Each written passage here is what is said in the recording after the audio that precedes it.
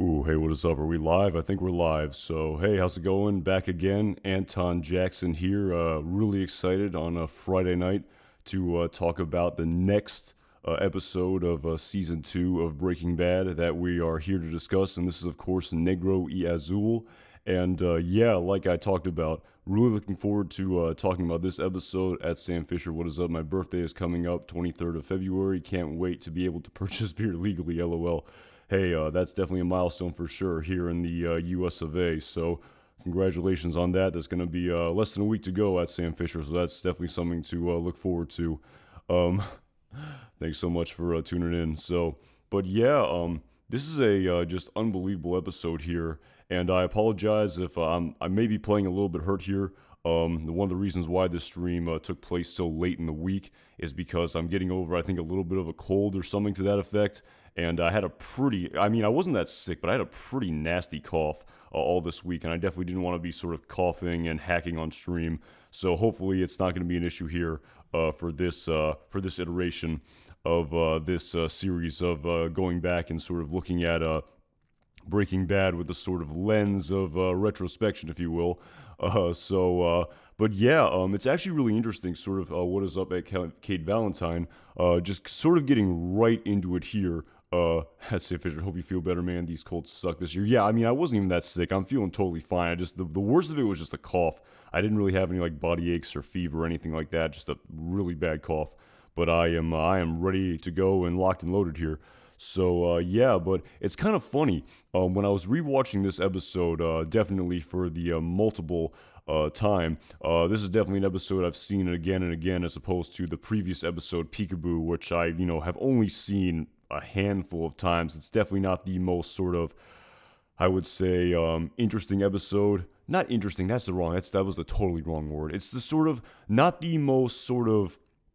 I talked about it in the previous stream. It's definitely a more difficult episode to watch, emotionally speaking, an episode like Peekaboo. And while this episode here, Negro y Azul, definitely has some pretty intense, dark moments as well, there is a somewhat more lighthearted nature to this episode. I mean, anything is really more lighthearted compared to Peekaboo, but this is going to be quite the episode to discuss through and through here.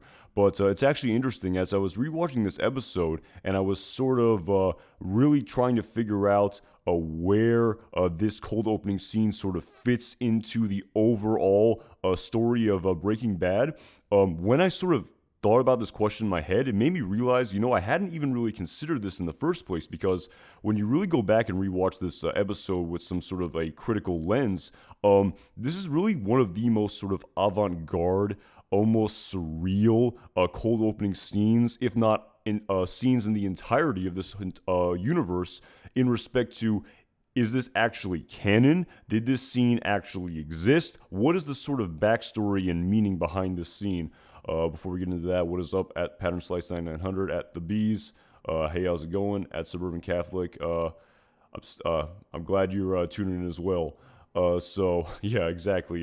Negro y Azul, definite parallel for sure at Sam Fisher. But yeah, it's kind of an interesting question that I really, was actually kind of surprised that I never really asked myself, or really sort of critically thought about, speaking only for myself, about, is this cold opening scene real? Did this actually occur in the sort of universe of Breaking Bad? Because of course we've all seen this just unbelievable scene here, this unbelievable song, this I believe it's called a narco corrido. I think that literally translates to a sort of narco ballad, if you will. And it's actually kind of interesting. I had to do a little bit of research before I sort of delved into that question here, and apparently this genre of music absolutely exists in real life, these narco ballads. And I actually learned a lot when I went back and listened to the Insider podcast of Breaking Bad for episode 207 for the very first time, and it was really interesting to sort of hear Vince Gilligan and the other creators talk about the sort of backstory and production of this cold opening scene right here. And of course, we all know that this scene here is basically telling us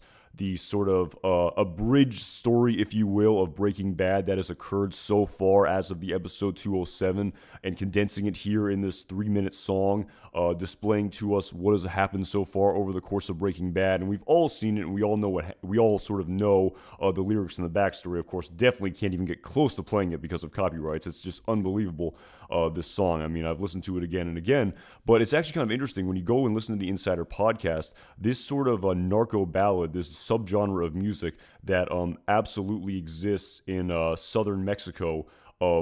This band group here is actually called the Cortes de Sinaloa, the Friends of Sinaloa, a sort of very notorious drug trafficking haven in Mexico. I'm no sort of Mexican historian here, but yeah, it's really interesting. And apparently in real life, these organized crime syndicates and these various cartels will actually pay musicians to sort of create this form of music. And it's really interesting because this scene absolutely takes place in the year 2008. And if you hear the sort of creators in the Insider podcast talk about this scene, if you go and listen to these sort of period piece examples of this genre of music, it really is sort of, very low rent, very low stakes production, full of lots of star wipes and sort of not the most sort of fluid, high tech editing. And that's exactly what they were going for here in this cold opening scene right here, in terms of sort of displaying to us a as real as possible version of what a song that was commissioned by some, organized crime syndicate in Mexico would look like if it actually sort of was produced and made and put on the internet, like a lot of songs in 2008 were. Of course, they did say that they couldn't make it look that bad when you sort of use all these professional TV sort of equipment and production. It's going to have a much more professional look to it when all is said and done. But yeah, it was actually really interesting. And of course, while, like I said, we all know the sort of backstory of the song, basically saying how the myth, if you will, or the story of Heisenberg has made its way all the way down to Michoacan and Sinaloa in southern Mexico. The blue stuff has crossed the border, sort of displaying to us maybe what's definitely not even known to Walter White and Jesse Pinkman at the time about how notorious this blue meth is, and how it's absolutely made its way outside of Albuquerque. But of course, and again, before I sort of break down this scene right here in respect to what is the sort of, plausible explanation in respect to whether or not this is actual sort of real or canon. It was actually really interesting. If we can go back here, I'm pretty sure I can play this and get away with this. But Vince Gilligan actually even surmised and asked himself the exact same question on the Insider podcast for episode 207 about where exactly this cold opening scene fits into the sort of story of Breaking Bad. Is this actual canon? Is this real? So it's actually, I believe it's right around the 16-minute mark, and I think I can get away with playing this. So hopefully I was right in terms of my remembering where this took place in the podcast. But let's see if we can hear what Vince Gilligan has to say about this very avant-garde sort of cold opening scene that really is like no other cold opening scene in the entire universe of Breaking Bad or Better Call Saul. It certainly doesn't exist before this episode, but as you'll see, this is the episode where become. I think you necessarily can see it as the point that John just made. I love this teaser for so many reasons, but I don't think you necessarily can see it as a literal, I don't know where exactly this exists. It's almost like a representation of a general feeling out on the street. Yeah. It's sort of an out of time, out of place kind of a quasi fantasy type thing. And it's fair to say that narco corridos are really all about a rep. It's like, so yeah, that's actually a really interesting point that Vince Gilligan makes right here about whether or not this is actual canon, or how we sort of what's the word I'm looking for? If we really want to, get in the weeds of it here and really sort of say, did this exist? is this sort of a sort of alternate universe fantasy music video that was sort of interjected here in the cold opening scene of this series, or does this video actually exist in some form or another in the universe of Breaking Bad and Better Call Saul?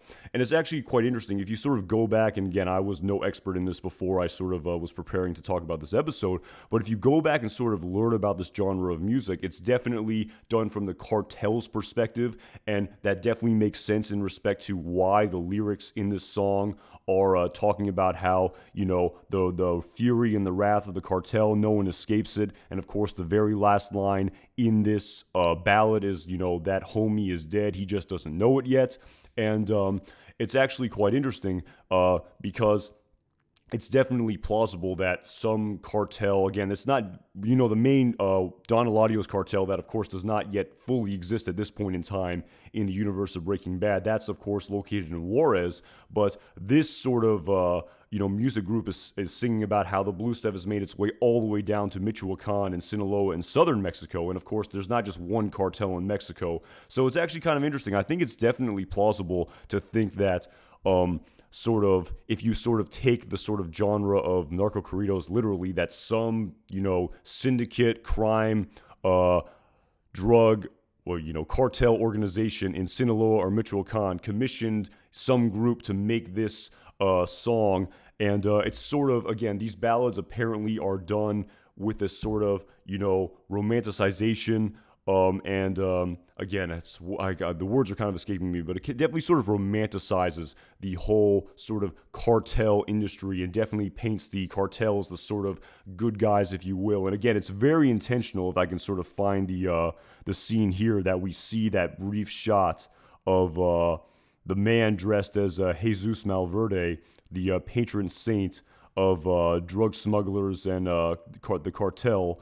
And of course, that's a very intentional shot that was displayed here in this teaser. Again, I'll never be able to find the exact spot. It was somewhere in the middle, if I'm not 100% mistaken. And yeah, again, this scene is just there's so much going. Here we go. Yeah, this shot here of Jesus Malverde, if I can sort of get this in frame here. But yeah, there's so much going on in this cold opening scene. I feel like I could spend 2 hours on just the cold opening scene, if you will. But yeah, like I said, I'm definitely no expert in any of this, and it's actually a really sort of interesting thought experiment that, you know, I've never actually done in my entire fandom of Breaking Bad and Better Call Saul, where it's definitely possible that some organized crime syndicate in Sinaloa paid some group to make this sort of narco ballad, which sort of paints the cartel as the heroes. And of course, this is definitely exemplified by the fact we have Jesus Malverde, the sort of patron saint of these legal activities. Again, he's sort of, I'm really lacking in my Mexican history here, but he's apparently a sort of Robin Hood-esque figure in the cartel and the sort of underworld of Mexico. And again, apparently it's not even confirmed that this person actually existed, but his sort of myth lives on and is an extremely influential, folklore, a hero in this world. So again, it's really possible that someone wrote this ballad about this sort of mystery man named Heisenberg, who, of course, this sort of, at this point in time, it's absolutely true. It's just a lot of rumors. No one has seen his face, as is said directly here in the music video. So if we really sort of take the lyrics as they are literally, it definitely makes sense that all these sort of very sort of nebulous details about the blue stuff and about this mystery man named Heisenberg and no one's seen his face, these sort of details, it makes a lot of plausible sense to me that this sort of video could theoretically exist somewhere in the Breaking Bad universe. Again, how they got him sort of dressed almost perfectly is sort of up for debate. You would imagine that it would probably not be as professionally done as this video is for sure. And this video definitely seems to have way more detail, ironically so and sort of paradoxically so, than a sort of loose sort of myth would paint. And it's definitely possible that, you know, they heard things about this man who wears this black hat and they're dressing in this certain way. And again, it's not even 100% sure if this is actually Walter White here in this video because we don't even see his face. It could just be a sort of background actor here. It definitely looks like Bryan Cranston, but I'm not 100% sure. And the one detail that, again, I'll never be able to find in the Insider podcast that Vince Gilligan definitely points out here. My God, I'm having trouble finding it. The shot in the very beginning. My God, I can't. Why can't I? I don't want to. I definitely have already gotten in trouble for playing too much of the video. Trying to find the where in the world is that shot? Let me try to, 1 second. Let me just,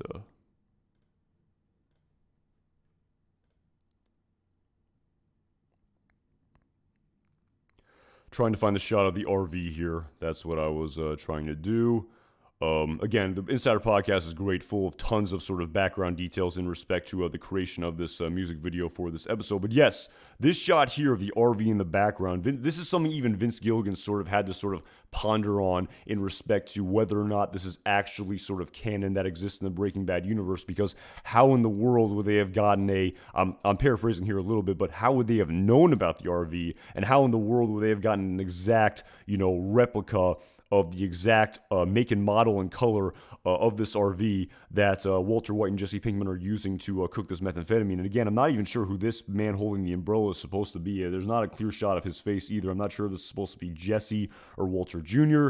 But yeah, the fact they know about the RV is sort of very questionable as well in respect to them knowing more about this man Heisenberg, other than the fact that he makes blue meth that's 99% pure and it's made its way all the way down to Mexico, and the sort of fury and the wrath of the cartel is after him, and in the end they're going to get the best of him. And while of course the cartel doesn't end up getting the best of Walter White, we have to remember that if we sort of view this opening scene in the context by which it could logically be created, that the cartel would sort of be painting themselves as the heroes, if you will, who are eventually going to run down and get this homie who is already dead but doesn't know it yet. And of course, really skipping ahead in the episode entitled Caballo Sin Nombre, if not for the intervention of Gustavo Fring, the cousins would have hacked Walter White to pieces with that axe in his bedroom, very graphically and unceremoniously. But yeah, just very quickly, sort of before I sort of move on here from this cold opening scene, I was wondering, like, theoretically, again, we're really sort of, getting really into the sort of hypothetical weeds here about how they would have maybe found out about this RV, because we have to remember that Jesse worked with Emilio and Crazy 8, and as Crazy 8 told Walter White in the episode entitled And the Bags in the River, if I'm not mistaken, I'm not going to make it easy on you. I'm not going to make it, you don't have it in you, Walter. Basically saying that Jesse told me your name and that Jesse told me basically everything. While the RV wasn't included in what Crazy 8 said that Jesse Pinkman told him, it's very possible that Crazy 8 knew about the RV beforehand. And of course, while we know that Crazy 8 went out to the Indian reservation and saw the RV with his own eyes, the point is that had there been some time between, when Crazy 8 and Emilio intimidated Jesse saying, where did you get this pure meth? Because I know your punk so-and-so didn't cook it. Theoretically, could there have been some period of time where Crazy 8 got that information from Jesse? And of course, while the whole story wasn't crafted and concocted at that period of time in season 1, we know that Crazy 8 has a relationship with Tuco, so therefore Crazy 8 could have told Tuco about some sort of fleeting idea of an RV, and then maybe Tuco also told Hector, and that's how sort of Hector eventually told the cousins, and then word of mouth travels somehow to that effect. So again, while it's unlikely that they would ever, in a sort of real music video, again, as Vince Gilligan sort of said, the quality of this is way too good compared to the actual grainy 2008 sort of online videos that you'd see of this genre of music. I guess, again, I don't know if it's likely that they would have heard about this RV and about how the RV isn't mentioned here in this song, but I guess it's not theoretically impossible that, word of this RV could have made its way down to all the way down to Sinaloa. So yeah, it's just a very sort of, again, it's actually a thing I hadn't even considered for the longest time. I was like, wait a minute, this opening scene here is a little bit sort of fantasy and surreal. What is going on here? Is this canon? Why is Walter White here in this scene? Why is the RV here? How does this all work? But when you sort of go back and listen to the backstory about this genre of music being an actual thing and how cartels will commission this type of music, And it's actually an extremely popular sort of genre of music. Actually, again, I'm not an expert in it by any stretch of the imagination, but again, very, very prominent selling genre of music, apparently, even in places like Walmart's, according to the Insider Podcast. Again, I only listened to it one time, so I don't want to sort of, misquote and misrepresent what I heard in that podcast. But yeah, a very popular genre of music. And yeah, it's just really sort of interesting how I never really considered where this scene fits in the universe of Breaking Bad. And of course, there also is why do they have an actual Juarez cartel member in this video as well? The surrealism just sort of builds and builds and builds. You sort of really start to lose and dissipate the plausible deniability that this is actually real as opposed to a sort of alternative universe fantasy that was injected here in this cold opening scene, because we know that, despite this sort of being a Sinaloa cartel video, why would Tortuga be in it? And of course, with the benefit of, hindsight, we know that it's put in here to sort of foreshadow his character being introduced in the story of Breaking Bad, but he's a Juarez cartel member, not a Sinaloa cartel member. So yeah, a lot of sort of surrealism here. A lot of sort of additional information being presented to us as well. And again, it is kind of hard to square the circle about this cold opening scene. It's kind of funny. In respect to plot holes, if you will, I guess, I don't want to sort of be that guy, but yeah, it's sort of a little bit head scratching in respect to the sort of the canon of the scene. So, but yeah, at the end of the day, it's an extremely iconic cold opening scene, one of the most, famous. I'm sure people have listened to it again and again on YouTube, as lots of people have. But yeah, it was an interesting thought experiment, and it was sort of really interesting to listen to the Insider Podcast for this episode and learn more about this genre of music and where it fits in the universe of Breaking Bad. And I actually had never listened to the Insider Podcast for this episode because, of course, when I first watched season 1 and season 2 of Breaking Bad, I binged the episodes, and I definitely was not watching an episode and listening to the Insider Podcast when I was watching it on Netflix. But of course, I did listen to the Insider Podcast for season 5 when I watched those on television.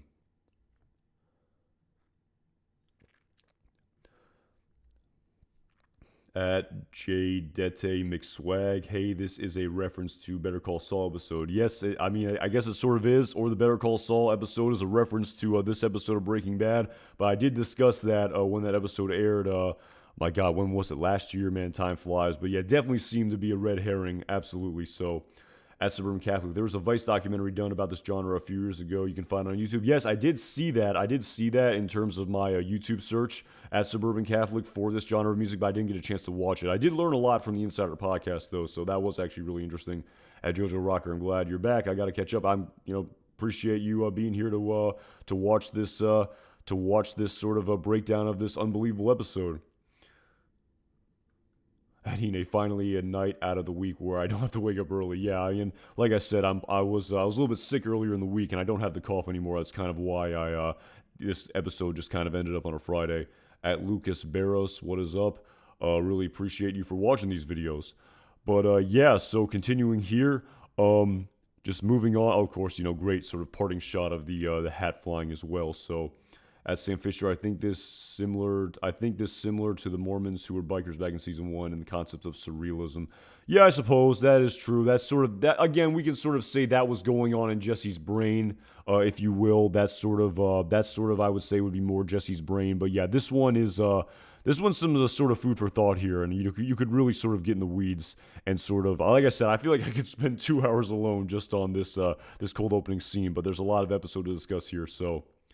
What is up at Smokeless Choice? I'm doing well. I hope everyone is doing well themselves. But yeah, so following this cold opening scene here, we then go back to sort of the real confirmed reality of the Breaking Bad universe, and we see Walter White back teaching at a JP Wynn High School, of course, talking over the student Barry, trying to teach him this very rudimentary concept of bonds. And of course, in the grand sort of context, again, I always say this, but I don't want to get bogged down in sort of just repeating the plot details, but Barry sort of failed his final exam. He got a 58 out of 60, basically saying, hey man, can't you just let this slide? Of course, saying, I studied really hard even though I got a 58 out of 100. And of course, I need a 60 as a passing grade where I don't have to go to summer school. And I get it. I'm so passionate about chemistry, but of course, the humor in this scene is just that his demeanor is just this apathetic high school student who does not care at all about chemistry and just wants to sort of be a typical high school student, just wants to pass so he doesn't have to go to summer school. And again, while Walter White is not having any of this, I may see myself a little bit in Barry in terms of my own apathy in high school. But again, not wanting to get bogged down in the weeds here. Of course, Barry basically saying, can't you just let this slide when all is said and done? And while Walter White initially is sort of having this, maybe I will let this slide, of course, he immediately, well, not immediately, but he then very abruptly says, don't bullshit a bullshitter, The answer is no, next time apply yourself. And of course, what I really got out of this scene was that, the old Walter White back in season 1 of Breaking Bad during the pilot episode when Chad was dragging his chair across the classroom and really just totally aided and totally put up with the sort of total disrespect that was, lambasted his way by his students. We see a complete sort of, necessary change to Walter White's personality that is also a consequence of everything that has transpired over the course of Breaking Bad so far. And again, it's a completely different man here who is basically saying, no, don't you dare try to, BS me right here. Apply yourself. You didn't achieve what you want to achieve. There are no shortcuts. I'm not going to put up with your crap. I mean, that's essentially what Walter White is doing here. Basically a complete sort of, basically not being a total pushover, sort of being someone with some backbone and with some gravitas and some confidence. So, it was really great to sort of see the transformation of Walter White's character begin to take place here, even with his students. And while we've seen it sort of in the real world, and while we've seen it with how he interacts, of course, in the Albuquerque criminal underworld, we had yet to sort of really see it unfold in his daily life as a high school chemistry teacher. So again, it's a bit refreshing to sort of see this sort of change occurring. And of course, this is also in the immediate fallout of him telling Gretchen to, F you in the previous episode, which I discussed in the previous stream. You can sort of definitely go back and check that out if you want a more in-depth breakdown of that scene. But yeah, a great scene of the sort of continued growth and transformation and eventual decay of Walter White, to quote the pilot episode of Breaking Bad. But of course, this scene of Walter White doing his above board, upstanding, gainful employment, legal sort of upstanding member of society work is then immediately contrasted with him going into the ceiling and getting his burner phone and trying to call Jesse Pinkman once again, following the handle it, which he told to him in the episode entitled Breakage, which was of course the last time that he saw Jesse Pinkman face to face. They did not interact with each other in the previous episode entitled Peekaboo. Of course, when we see him call Jesse again, he's like, "Are you ducking me?" Clearly calling him again and again, but not getting a response from Jesse. And of course, despite this, Walt then says, "Oh, and that thing we talked about, forget about it. Don't do that." And as I talked about in the previous two, sort of retrospectives, as I'm now calling them, if you will, we don't know what happened following that scene of Walter White showing up at Jesse Pinkman's apartment, following Jesse saying, what do you want me to do, in the context of the breakage, and where Walt puts the gun on the table and says, "I want you to handle it." Like I talked about more in the previous stream, it's up to our interpretation in respect to, did Walter White walk right out the door? Did he tell him exactly what I wanted you to do? But again, I definitely discussed that more in the previous episode, so definitely I don't want to sort of repeat myself here. But of course, following Walt, wanting to get a hold of Jesse here and not being able to do so, he decides to cut out the middleman, if you will, of the cell phone and go directly to the source. And we see him going to Jesse Pinkman's apartment, of course, knocking on the door saying, "Open up, I know you're there."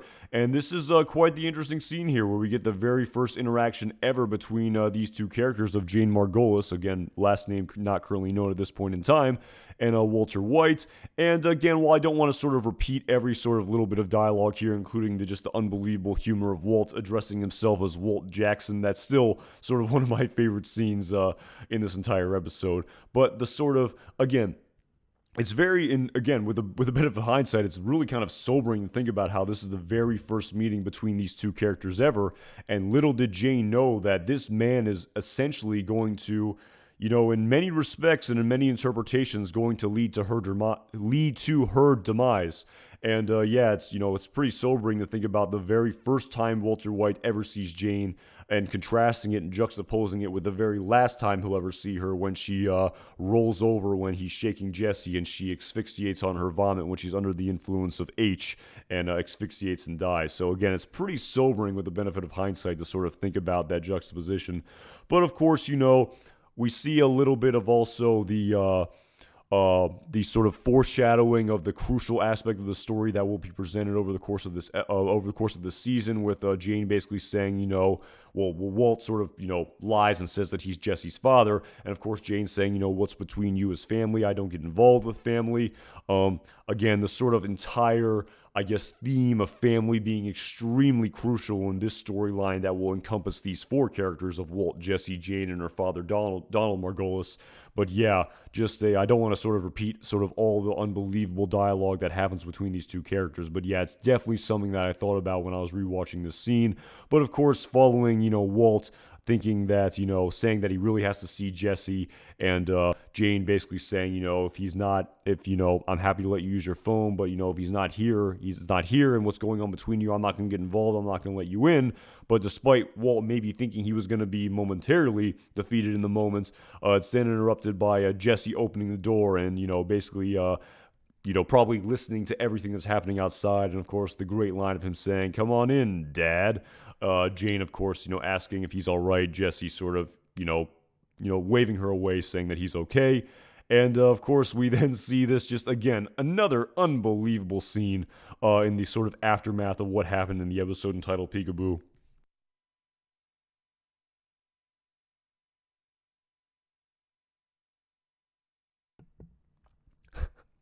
At Paul Sir, I just read that comment. Of course, yep. It all goes back to Skyler. Of course it does. But yeah, this is a great. I mean, I don't want to sort of repeat every single piece of dialogue here again. I wish I could. But yeah, the sort of Jesse Jackson. Do you even, of course, Jesse probably not realizing the sort of irony of him using that name. But of course, Walt saying, "I see you have your phone. Is this what you've been doing when you've been ignoring me?" Of course, in again, not wanting to get sort of bogged down in all the details here, but again, the overarching premise of this scene is that Jesse basically tells Walt what happened over the course of Peekaboo that we as the audience saw take place. And of course, initially, Jesse is not telling the full and honest truth in any respect. And of course, him basically saying, you said handle it, so I handled it. And Walt, momentarily thinking, I didn't mean for you to, kill anybody, as Jesse finishes his sentence. And of course says, dude's dead. Of course, basically deader than disco. Here's your money. I handled it. Of course, following Walt, initially just thinking, oh my God, I can't believe that, Jesse did this. Him seeing the money that he got from the ATM machine. He then opens up his gun and sees that none of the bullets are missing. And of course, following this, the entire story begins to unravel, where Jesse didn't say that he killed him, and that the dude's wife crushed his head with an ATM machine. And basically, Walt kind of saying, how are you not in a position to stop all of this? And Jesse saying that she had a gun on me. Walt, then again, the look on Walt's face when he says that and realizes, oh my God, she had your gun on you. I mean, if I can try to find that sort of the look on Walt's face, sort of kind of skipping ahead here, when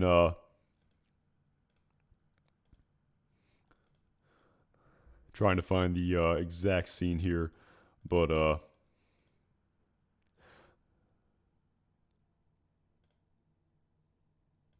was before he took back. It was right before he took back his smoking apparatus. But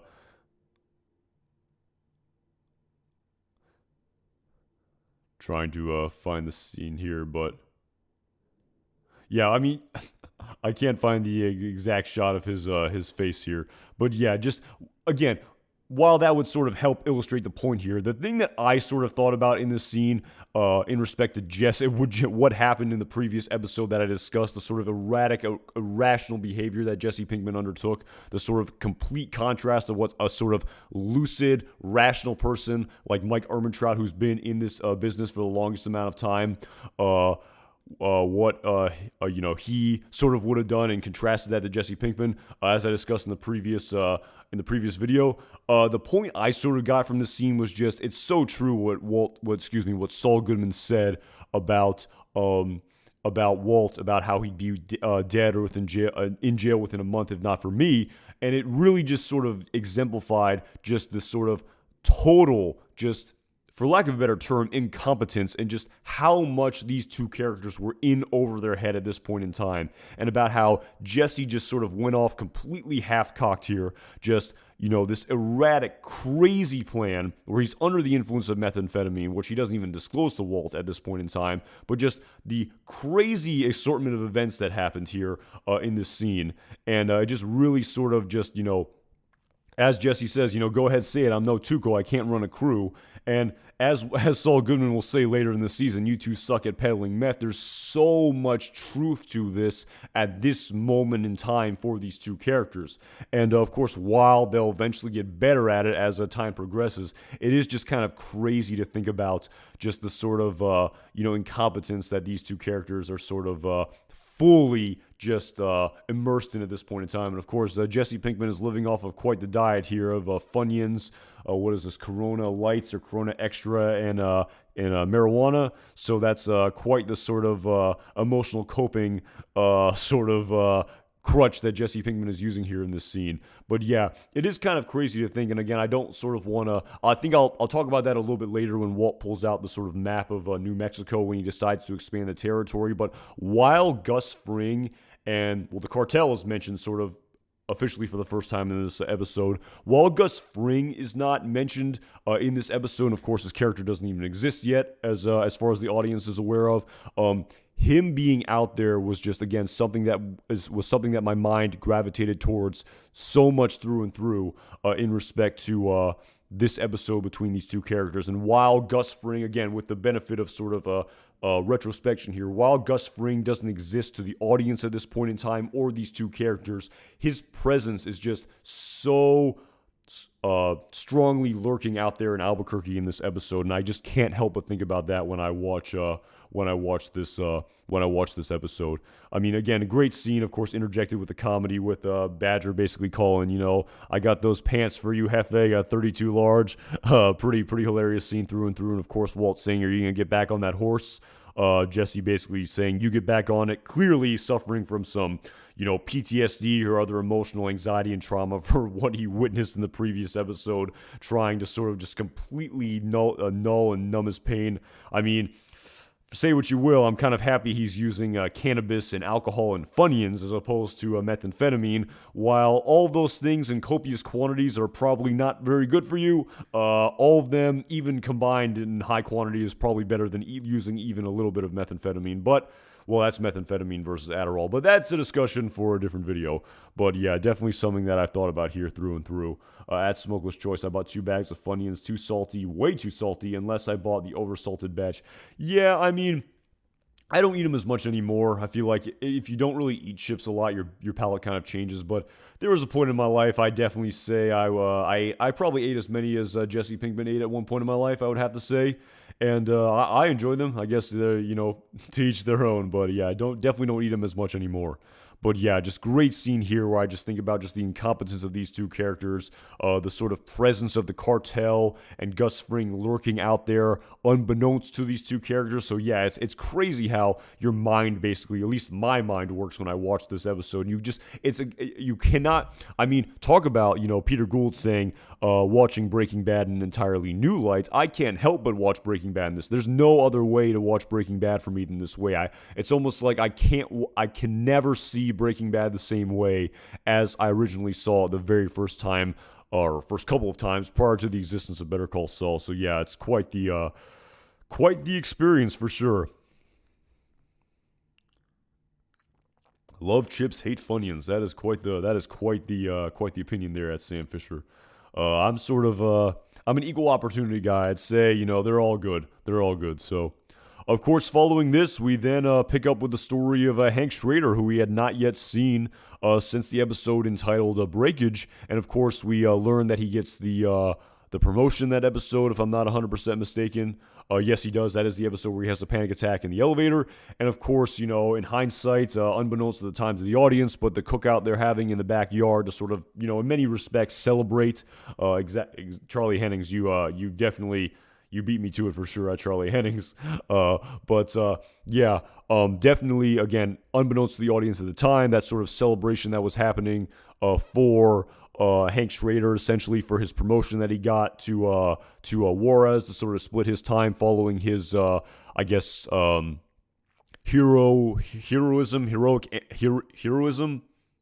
Is that a word? The heroic sort of acts he undertook over the course of this season with Tuco Salamanca.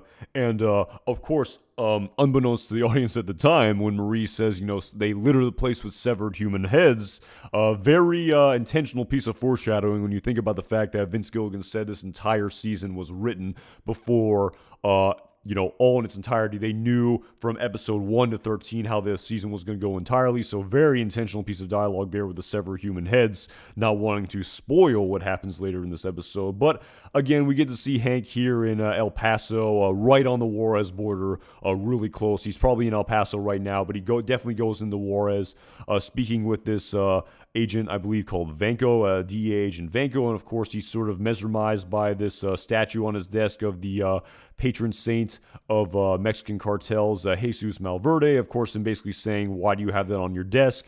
Him telling the backstory of who this guy is, and basically saying, well, why do you have him on your desk though? You hunt neo-Nazis. You're not, wearing a, not, having an image of a swastika on your desk. And basically he then goes into this whole sort of spiel about his own philosophy about basically know thy enemy, know thy enemy as you know thyself, and you'll therefore be able to fight many victories in battle. It's apparently a old proverb or adage from ancient Chinese history. Again, I'm not too well versed in Asian history. But so again, while that's sort of the initial premise here in this scene, we also see the scene of a SAC, I guess, special agent in command, Remy, come in, who's Hank's super sort of main boss here, who he reports to. We get to see him. And essentially, again, I'm sort of getting bogged down in all the details here. And again, the Jesus Malverde, definitely intentional in respect to the cold opening scene, as I discussed at the beginning of this episode. But again, while I don't want to get, again, I got to come up with a better phrase than this, but essentially what I interpret from this scene is a sort of, the square peg, round hole premise, if you will, about Hank really not fitting in with this his sort of new environment initially.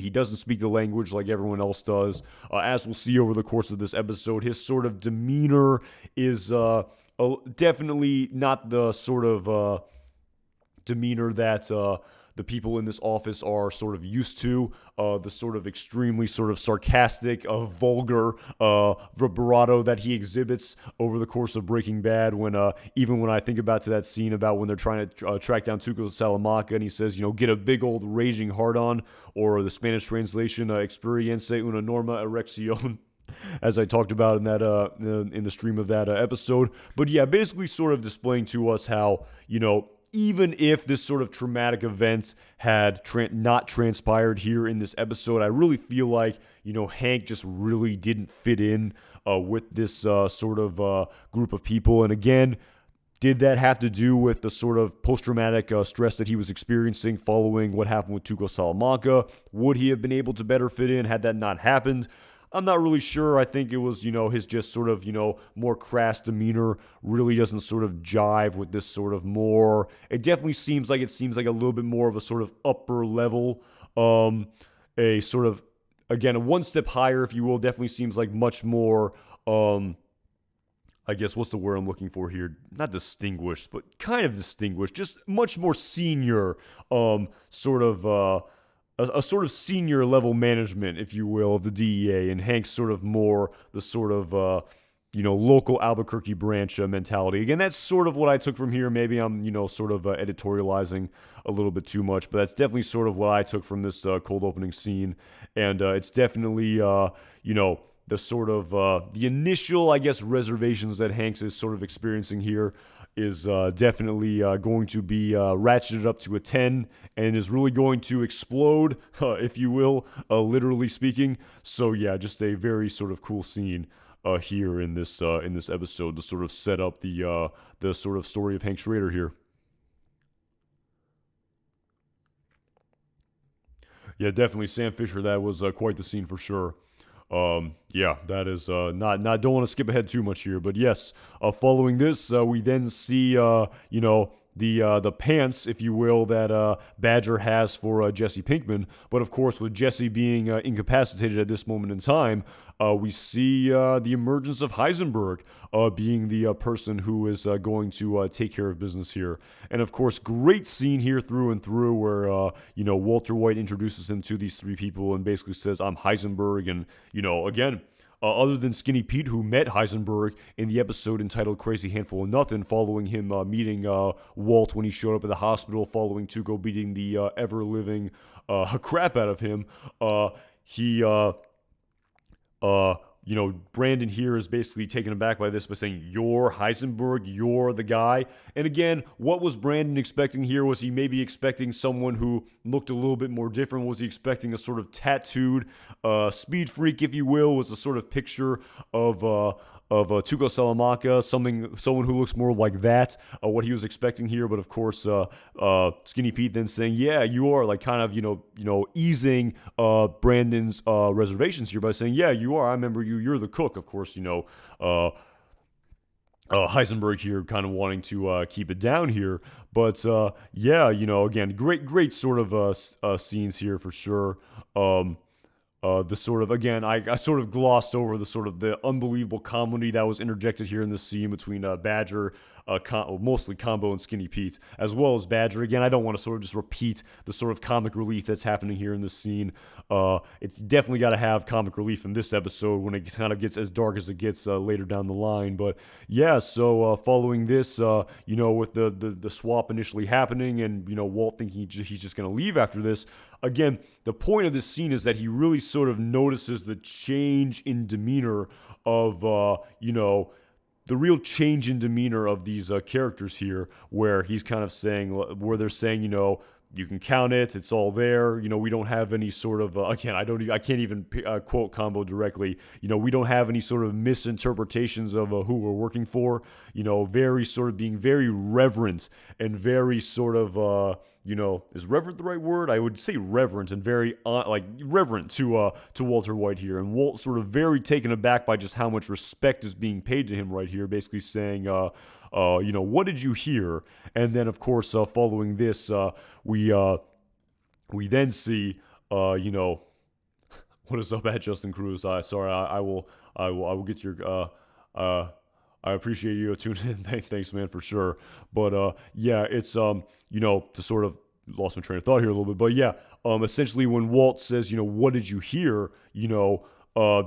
Badger basically saying, is it true? Did Jesse really kill that guy by crushing his head with an ATM machine? And again, Walt, when hearing this story, again, this, my goodness gracious, if this look on his face just doesn't, just summarize and doesn't just exemplify the gears in Walter White's head turning, the gears in Walter White's head turning, just seeing opportunity here about, everything he's going to tell Jesse later down the line of them just being afraid of Jesse Pinkman and just understanding what opportunity is available to them here following, the word out on the street in respect to, Skinny Pete saying, I used to have to chase guys down for money, but now everyone's paying up, and how literally the sort of fears that Walter White, at least said that he was worried about in respect to it being open season on you and your crew were apparently totally mitigated completely, at least in the moments. And despite Jesse Pinkman, again, totally just falling ass backwards into this sort of positive spin that Walt can take on what happened here, just how he literally just went out like a lunatic high on meth, and sort of everything just sort of fell into place totally by accident, just based entirely on nothing but Jesse's incompetence.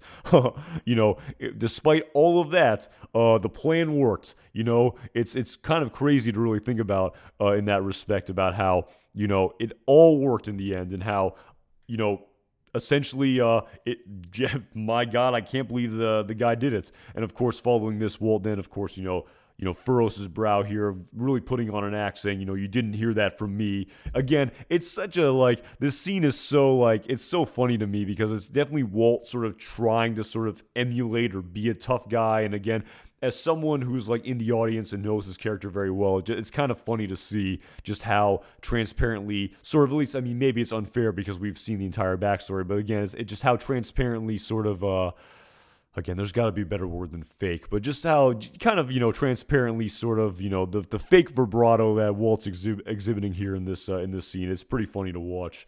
But yeah, it's a great scene here through and through, and yeah, that little smirk on Walt's face, just the surprise, the sort of engaging in the opportunity, and now reveling in it and being able to sort of experience it and sort of grow his meth empire, if you will, at least what he thinks to be his meth empire at this point in time.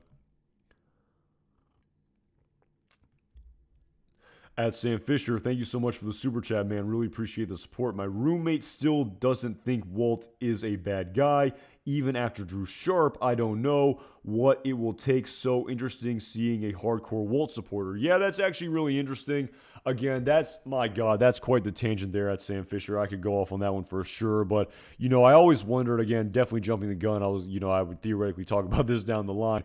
But, it's, that scene where what would have Walt and Jesse have done if Todd Alquist didn't take it upon himself to pull that gun out of his back pocket and shoot Drew Sharp? I don't think Walt and Jesse would have killed him, but what would they have done? I mean, they were kind of like a deer in the headlights there. That's a whole nother thing. I don't want to get down that line. But again, how much do you pin Drew Sharp on Walter White?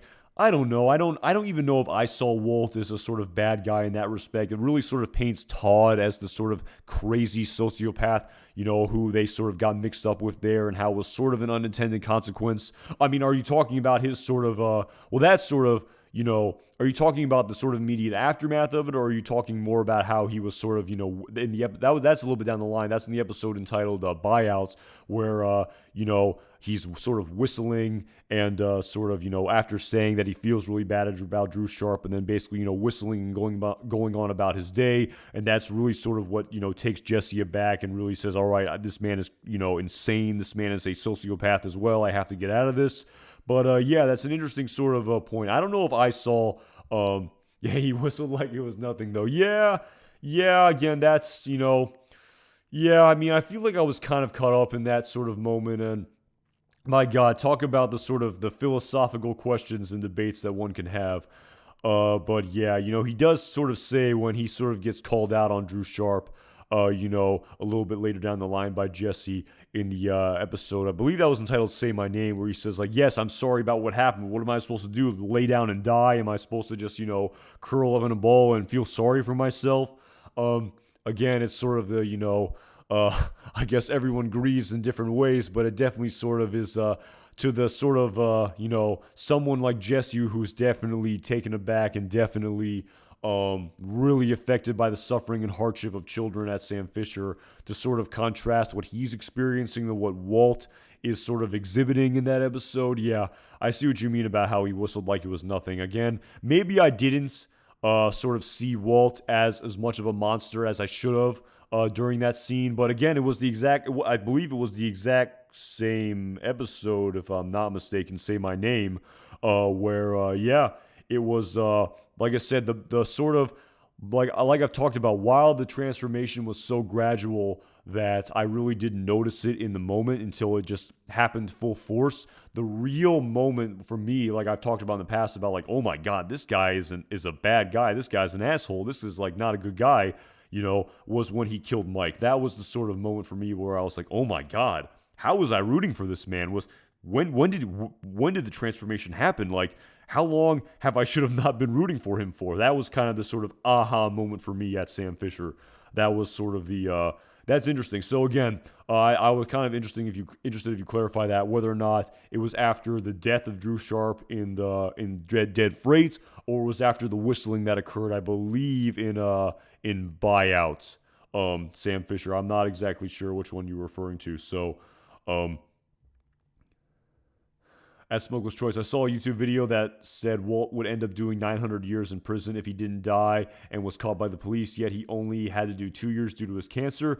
Yeah, that's interesting. I know. I mean, some people, if you're so sick that you're unfit to stand trial, I don't know. It's kind of true what he said to Hank in the episode entitled Blood Money, if I'm not mistaken, right? Blood Money, where, I would never see the inside of the jail cell. And I don't think he ever would if he really was that terminally ill at Smokeless Choice. And hey, I mean, if he was doing 900 years, I'm sorry, that's so dismissive. I'm sorry to any hardcore Jesse Pinkman fans out there, but while he is living happily ever after in Alaska, if Johnny Law ever catches up with Jesse Pinkman, he is going to prison for the rest of his life. I don't care how many, cages he's lived in. That doesn't absolve him of his crimes, at least in respect to the justice system. So, yeah, while he's maybe not doing 900 years, and he can try to spin it just like Saul Goodman did. And while Saul Goodman painted himself as a victim in the episode entitled Saul Gone, but of course he kind of says, this was a lie. I'm not a victim. I think Jesse Pinkman, I don't want to reuse that expression again, but if he ever got arrested, I think he would. I think he would absolutely paint himself as a victim at Smokeless Choice, and I don't think he would think, I deserve to go to prison. I don't know. That's just my interpretation. So it was after the whistling. Okay, yeah, like I said, I should have maybe in hindsight been more just totally not distraught, but I should have definitely seen him as to be a bad guy more in the moment than I should have. But yeah, it's an interesting point you raised, that Sam Fisher. That's a whole nother sort of tangent, but yeah, it's an interesting discussion.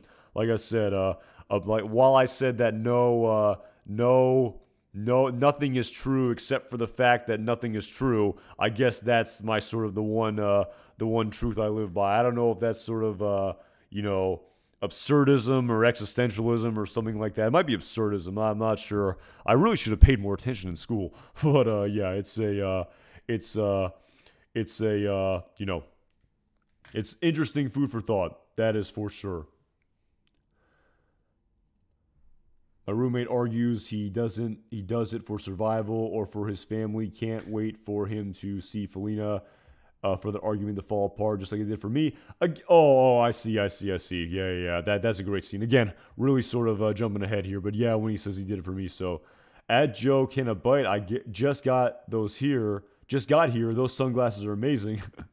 I'm thinking of backing it up so I can rewatch. Anyway, hope you're having a good night. Anton, love the content. Hope everyone's doing well. I am doing well. Thank you so much at Joe Canabite. Did I say Canabate? Canabite. So, positive nihilism, I think. Yeah, I mean, I really should have paid attention in high school philosophy class. There's so many different sort of, schools of thought there. But, yeah, it's an interesting sort of debate, that's for sure. But, yeah. At Sam Fisher, that was a really interesting tangent to go down for sure. But Breaking Bad is so good. Yeah, at Vora, I would agree for sure. But of course, following this, we then see the sort of a different sort of story pick up here. Sort of the illicit being intentionally juxtaposed with the sort of above board and legal, where we see Skyler White applying for a job here at this office. And of course, with the benefit of hindsight, we know that she worked for Ted Beneke in the past. And again, I need to find a new expression here, but I don't want to get bogged down in all of the details that occur. And I don't want to just repeat all the details that we've all seen again and again. But again, speaking very thematically here, or at least trying to, we know that I get distracted. We know that following the previous episode entitled Peekaboo, it was told to Skyler by Walt that Gretchen and Elliot could no longer pay for Walt's chemotherapy treatment. So the logical trajectory here is that Skyler knows that money is tight. This chemotherapy is going to cost a metaphorical arm and a leg, and we need more money here. And despite the fact that I'm several months from giving birth here, as she says, not true. And Walt says in the episode entitled Bit by Dead Bee that she's 7 months pregnant, and now we've advanced even further. She's probably 8 months pregnant at this point in time. We see her applying for a job with the old firm she worked at with Ted Beneke. Of course, real sort of cold shoulder she's getting here from this receptionist, everyone, of course, staring right at her stomach. Someone who's 9 months pregnant, applying for a job. And again, not to sort of go off on a tangent here, but in many respects, it is kind of a sad kind of premise when you think about it. And it's a reality that a lot of women find themselves in, of course, having to, make money even when they're, as Marie will say later in this episode, as big as you are. And of course, this receptionist, I don't know if receptionist is the right word, receptionist, secretary, I don't know what the right term is, basically saying how long until you're due. And of course, her saying several months away, which again, probably is not very honest here. And again, that's a whole nother debate here, which I definitely don't want to get into about, I guess, hiring, a very pregnant woman, where I guess if you legally hired her, she would then, theoretically, could take some leave, I suppose, and you wouldn't be allowed to fire her if you were paying her salary. Again, I'm not an economist. I don't know if I should even be touching all this with a 10-foot pole, but you can definitely sort of see the looks and the questions here by the people in the waiting room and by Ted Beneke's secretary here, sort of insinuating or sort of, alluding to those subject matters that I don't really want to discuss. But of course, Skyler basically saying, I worked here in the past, divulging more of the backstory of her and Ted Beneke. And of course, if we actually go back to the first episode of this of season 2 of Breaking Bad, entitled 737, there's actually while this is the very first time we see Ted Beneke on screen, there actually is a very quick shot of her looking through photos in that episode, where we see her look through old photo of her and this man. Again, at the time, we don't know who it is, but it is Ted Beneke. Again, I could try to find that. Have people seen that photo in the past? I could try to find it real quick. I don't know. This is kind of, I don't know if this is the most exciting sort of tangent to go off on here, but yeah, it's definitely something that I definitely didn't notice the very first time when I watched this episode. But if I can sort of find that shot here of Skyler perusing those old photos, if I can, it's right around here. That snotty receptionist was the only time when I rooted for Skyler. That is kind of funny. That is pretty funny, Pulsar. She was snotty. Snotty is probably the right adjective. Is that adjective? Adjective, adverb. That'd be ly. So yeah, that's the right adjective, I would say, at Pulsar. But yeah, so this shot right here, people can see it. While we see Ted Beneke for the first time, this photo was definitely very intentionally interjected in the premiere of season 2 of Breaking Bad, entitled 737, and very unbeknownst to us at the time, we don't even know who this man is, but foreshadowing this character being an extremely crucial supporting minor character in the universe of Breaking Bad, in the sort of series, in the episodes to come in the series. Trying to get back to Negro y Azul here.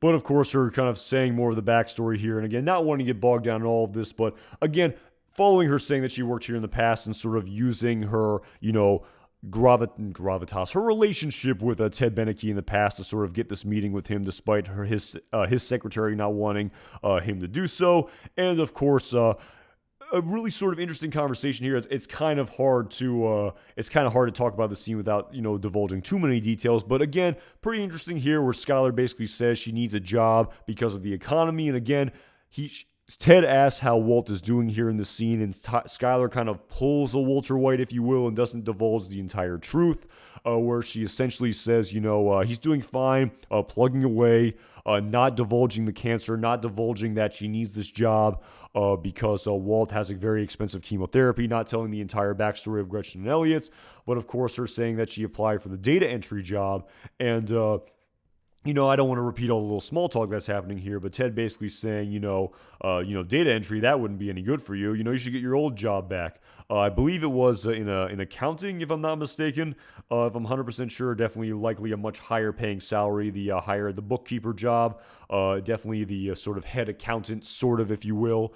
And Skyler basically using her past relationship for working for this man and working for this firm to, get this job here. which she, again, is, thinking in the moment is something that's going to be very positive because Walt isn't sort of divulging the entire truth of their finances to her. And again, it's very sort of ironic here where, we can definitely see the sort of this marriage really, truly growing apart here. And I mean, you can definitely sort of very intentionally see the sort of, I don't know if tension is the right word, but there's definitely some sort of, I guess, yeah, tension is probably the word. There's definitely an emotional, is tension the right word? There's definitely a sort of emotional, there's a connection here. There's an emotional connection between these two characters. It's definitely foreshadowing where this sort of relationship between these two characters are going to go. And it is kind of ironic where the relationship of Skyler and Walt are definitely drifting apart here. And again, it's sort of, a lot of it is exemplified by the fact that they're not being really honest with their relationship with each other. Skyler is not telling the whole truth to Ted Beneke about their situation. Walt is definitely not telling the whole truth to Skyler about, their sort of personal financial situation in respect to lying about Gretchen Elliott, not divulging the methamphetamine that he's been cooking that's basically paying for his entire chemotherapy treatment, and likely the assortment of all their other bills that they have to pay that definitely don't stop when you're, getting chemotherapy. So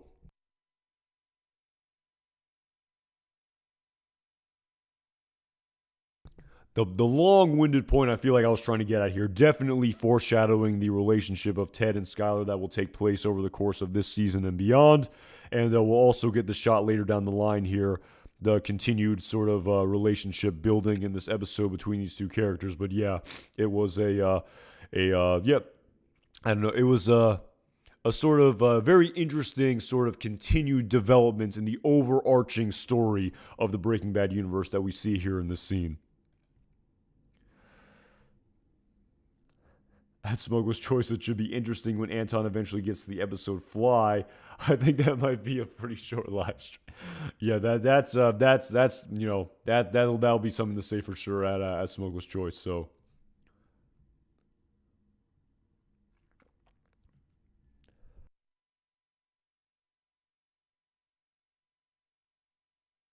oh man, this lingering cold definitely still here.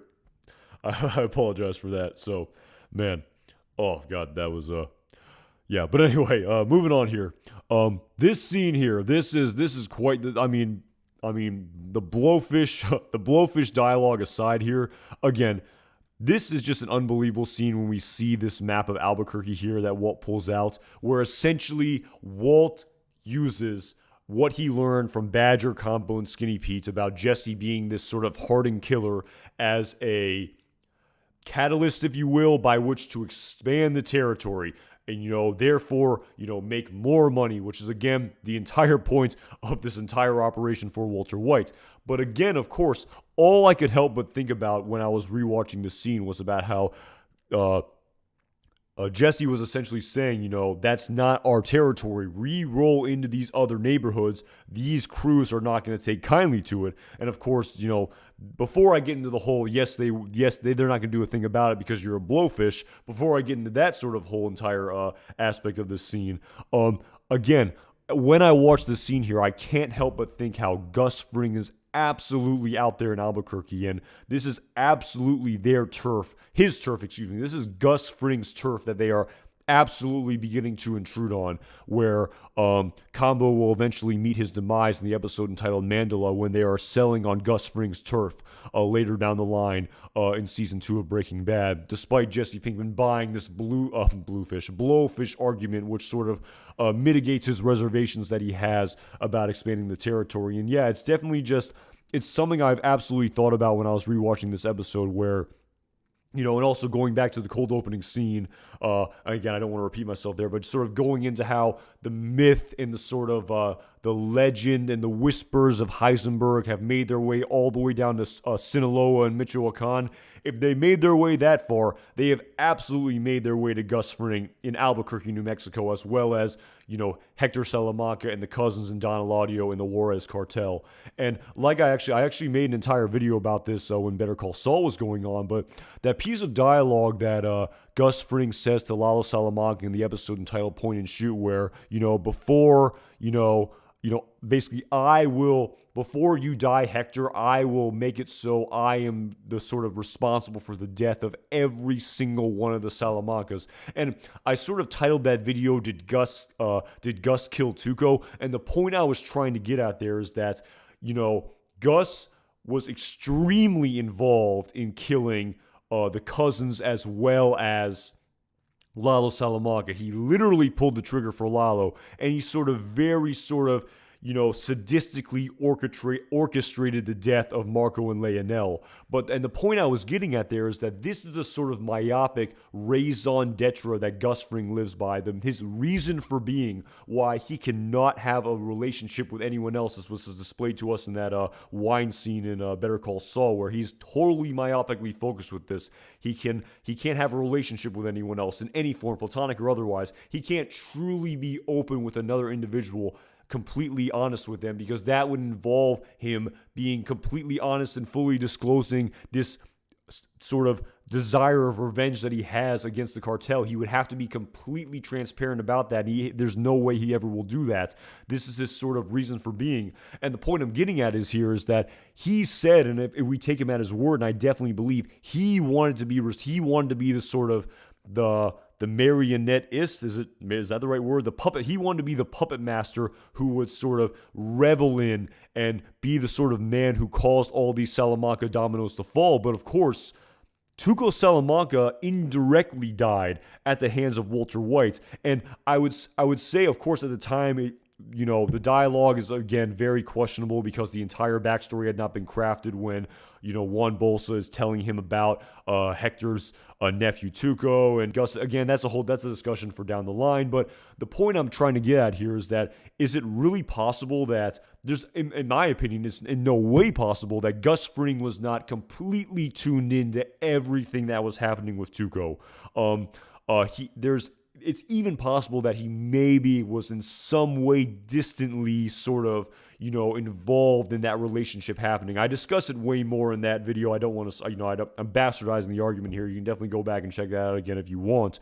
But it is kind of interesting to think about. Was that just a sort of unintended consequence of Walt entering the drug trade? And was that sort of, how did even Gus Fring feel about that? Because it's actually kind of interesting. I mean, when you go back and think about how we reacted to Nacho Varga attempting to take out Hector Salamanca and basically saying, I decide what he deserves. You were moving on my own interests. A bullet to the head would be far too humane. I'm going to keep him alive like the Coati. You wonder if he was also upset with the fact that Walt killed Tuco because maybe he, in a sort of more sadistic way, wanted to be involved in that death in a much more sort of dramatic, over-the-top, cartel-esque manner, the sort of very dramatic means by which deaths are enacted in the cartel. I mean, if we use Tortuga as a prime example of that. So that's again, we're kind of going off on a real tangent here, and I discuss it more in that video, but that's definitely where my mind went to in this scene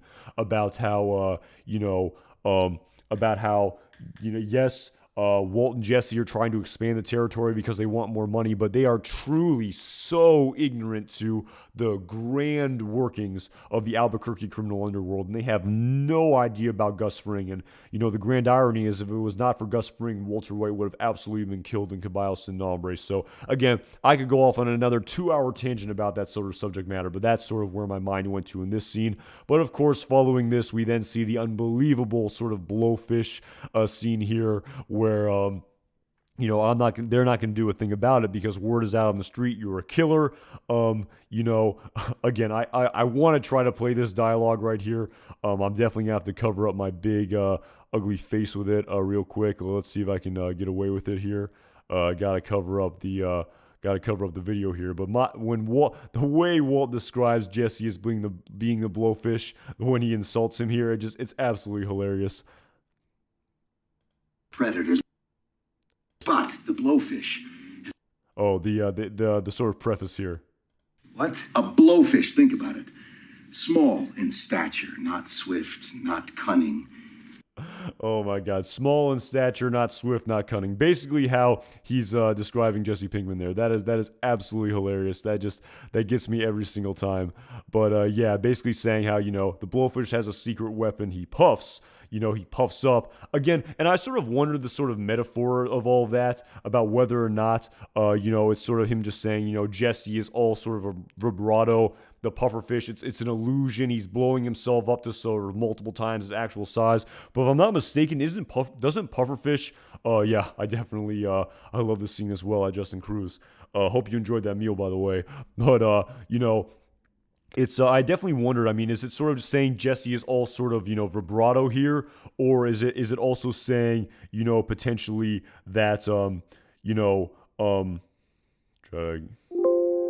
is it I think pufferfish like I think it's called like fugu or fogo or fugu maybe, like doesn't pufferfish have poison in it as well? And again, we could go off on a whole sort of another artistic metaphorical tangent about the sort of why they chose that metaphor. But again, just a hilarious scene for sure. And again, it was actually pretty hilarious to listen to the eventually I'm a blowfish, really sort of Jesse getting out of his funk here, where this is by which Jesse is able to sort of leave his cave and get back on that horse. Of course, the blowfishing this up scene is absolutely hilarious. Apparently, it was very intentional by the creators. They actually talked about it on the Insider podcast how they wanted to mirror Walter White coughing with Jesse Pinkman about to take a hit from his bong here. That was an extremely intentional decision by the creators here in this scene. But yeah, just a hilarious scene through and through. Interjects a ton of comedy here in this scene, and yeah. Again, while this scene is pretty hilarious in respect to the sort of catalyst by which Walt and Jesse can sort of continue their operation after Jesse was sort of reveling in his own sorrow and despair. What I talked about at the very beginning of the scene, I feel like is the sort of more sort of intriguing question, if you will, about, Gus Fring's territory and sort of how Walt and Jesse factor into all of this, especially in respect to the cold opening narco corrido that I discussed in depth in the beginning of this stream.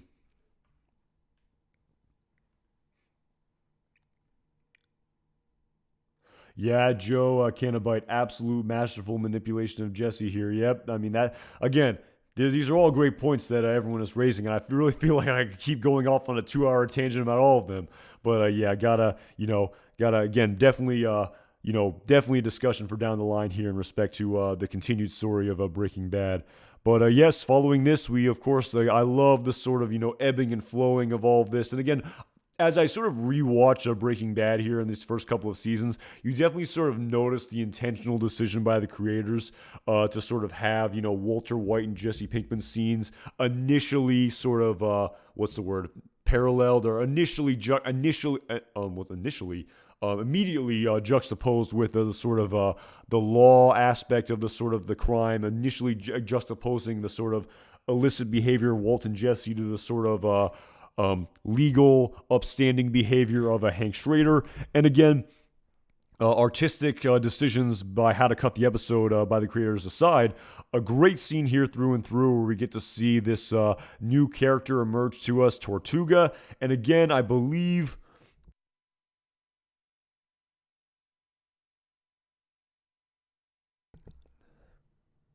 while it's not absolutely concretely confirmed, Tortuga is definitely a definitely high-ranking mule, if you will, that at least seems to be my interpretation. It's sort of relatively high-ranking, mid-level, high-ranking.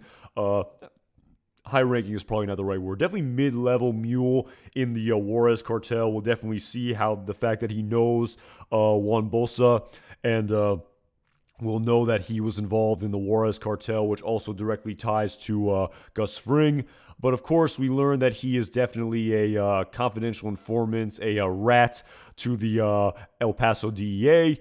And of course, while there's so much, again, comedy in this scene that I would absolutely just nuke and ruin if I tried to repeat, we definitely see much more of, the square peg round hole that we initially were sort of alluded to when we first saw Hank in in El Paso. He definitely appears to be maybe in Juarez here in this scene in this hotel room where he's essentially informing to the DEA and trading his information for these tchotchkes in a Sky Mall, and it definitely seems as though he's a sort of CI, a kind of akin to Crazy 8. If you, maybe not, I don't know if he's a CI.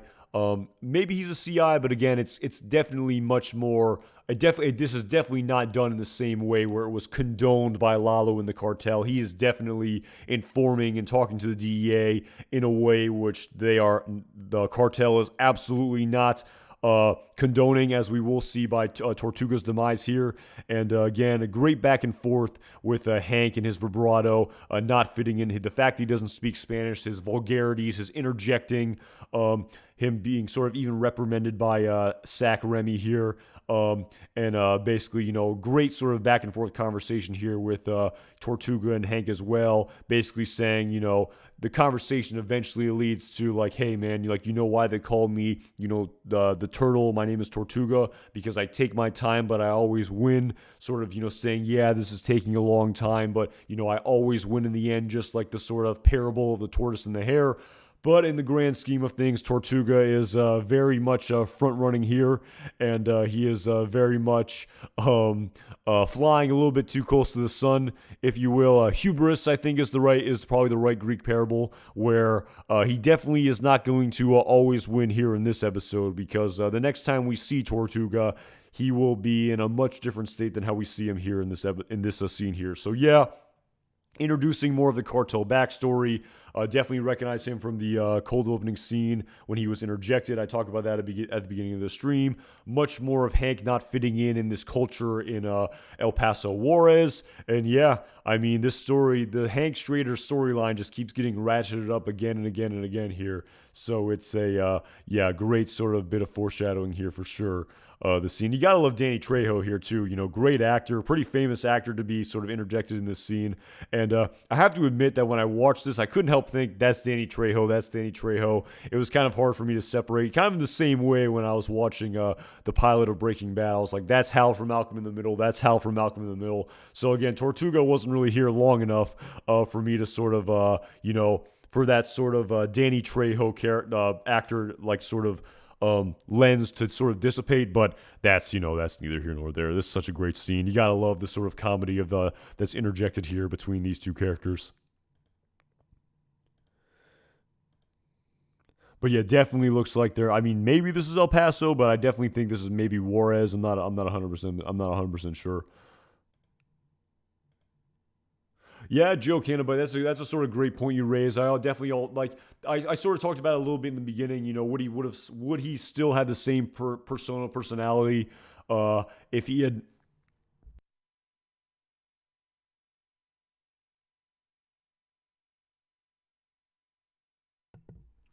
There it is, first cough. I knew it was gonna happen.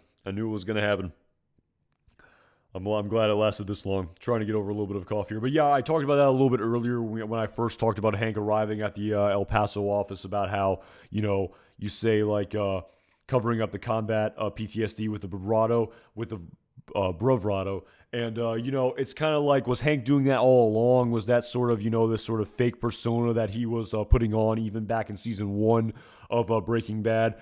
And, after, what happened with Tuco, we definitely see the sort of real Hank that he was sort of repressing and pushing deep down inside of him, the much more emotional Hank. And again, there's nothing wrong with that, to be in tune with one's emotions. And that definitely seems like a much more logical response to seeing the sort of unbelievable violence that Hank is going to experience in this episode, as well as he experienced in Bit by Dead Bee. But yeah, it's an interesting point you raised, and I talked about that a little bit earlier in this episode.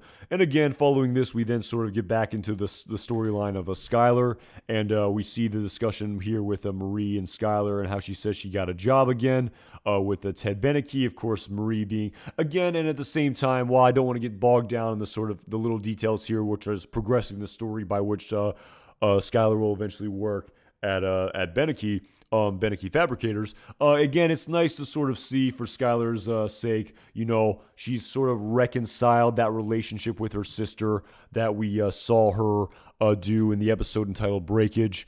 And it's nice to sort of see, like, this, despite the sort of tough relationship that they had and the sort of adversity that they were going through ever since the shoplifting the tiara. It's nice to see Skyler sort of have a somewhat more normal relationship, if that's the right term, with her sister again. So, also the progression of the story here with the Beneke, don't want to sort of repeat every single little bit of detail that happens here. But of course, at the same time, this is interrupted. Of course, her, Marie then asking, did you tell Walt? And as we'll definitely know by Walt's actions and his sort of visual facial expressions, Walt is not going to be very happy with this upon learning this information that his 8-month pregnant wife is going to have to go back to work at, or at least is going to choose to work for Ted Beneke because she thinks that their financial situation is a sort of in a place that it's definitely not. She has no idea that he's making, $16,000 a pound to create this methamphetamine with Jesse Pinkman. So definitely wouldn't have to go back to work if your husband was earning that kind of money as quickly as he was. But of course, following Walt entering here, very unceremonious, kisses her hello and then runs off into the bathroom. And of course, again, like a lot of characters here over the course of the Breaking Bad universe, not wanting to be completely open and forthright, not wanting to say, oh my goodness, I'm feeling extremely nauseous from this chemotherapy, let me throw up, which is, of course, a very sort of normal, logical thing, and you would imagine your family would totally understand this, but Walt, again, maybe wanting to put on a certain air here, a certain emotional and mental sort of facade and toughness, I would suppose why he's not, I guess, telling his family about the fact that he's throwing up here in the bathroom, and that's again more of the what I talked about a little bit earlier when Skyler didn't lead on completely when she told Ted about why she wanted to go back to work. It's more of the same where they're not being open and honest. While the relationship is reconciled much more so compared to how it was earlier this season when they weren't even on speaking terms, they're still not being forthright with one another. They're still lying to each other. They're drifting apart. So yeah, definitely more of that being displayed to us here in this scene that progresses the plot forward.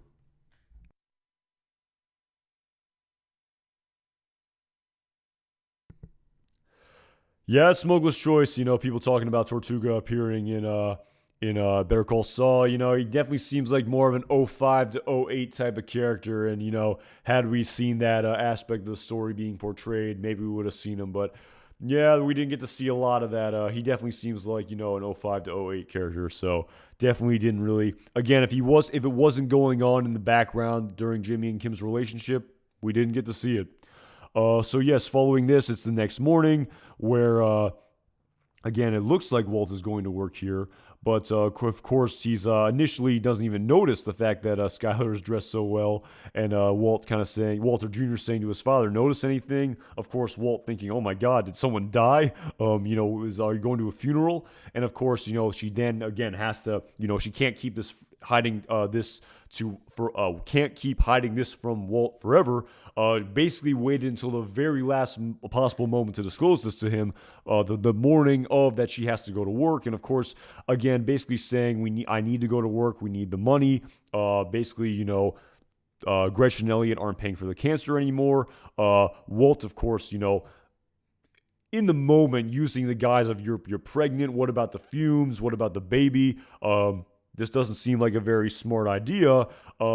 Sort of masked under the veil of him not wanting Skyler to work for sort of altruistic reasons. But of course, Skyler's saying no. The doctor said I can work up until I go into labor. They've gone green since then. All of your sort of fears have been mitigated and assuaged.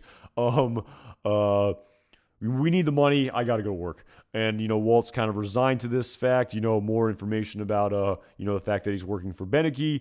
And while he basically has no say in this at the moment, this sort of expression here on Walter White's face, a story, a photo, an image sort of tells 1,000 words here where, Walt, you can just see how absolutely distraught he is and how again, maybe very selfishly so, he doesn't want Skyler to have to work, and how this sort of reflects on him about how, the sort of social